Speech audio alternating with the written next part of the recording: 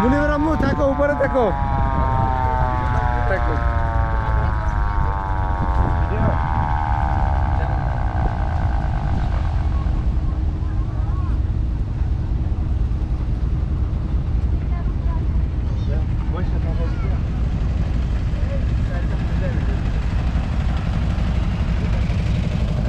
সবাই এদিক সেদিক ছুটে যাচ্ছে।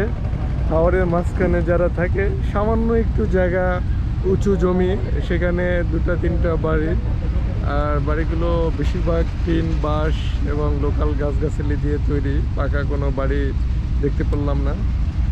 হাউস বোটে ঘুরি ঘুরি বৃষ্টি পড়তেছে, বাট আমরা ভিজতেছি। কিন্তু আমাদের আজকে ডিস্টার্ব হলো মনির।